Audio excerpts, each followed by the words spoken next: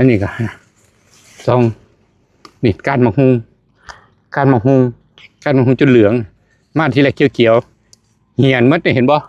นี่พี่น้องเห็นบ่มันกินแสดงมันมากแสดงว่ามันมากได้นี่แสดงว่ามันมากครับนี่มันกินเห็นบ่จนเหี่ยนมาเลยจากใบตองที่ผมตัดมาน่ะมือนั่นน่ะเหลืองไอ้บ่แม่นเหรอไอ้เขียวๆเนาะมือนี้ออกเหลืองเป็นใบตองเหลืองแหละนะครับแต่มันกินเบิ่งในขณะแสดงว่ามีมาแน่นอนนะครับ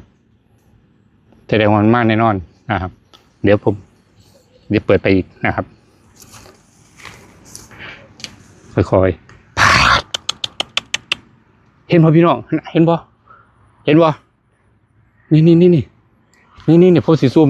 เดี๋ยวเอากล้องมาก่อนเดี๋ยวไปซูมให้เบิ่งเห็นบ่พี่น้องเห็นบ่เนี่ยเห็นบ่แต่ว่าแม่นหยังน่ะนี่แม่นหยังนี่ตัวมันสีออกเหลืองคือกันคือกันกับฟาง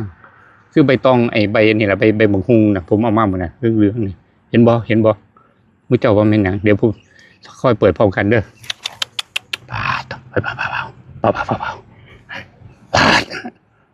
พอรออยู่มันบ่แลนดอกมันบ่มีตีนเบิ่งเด้อ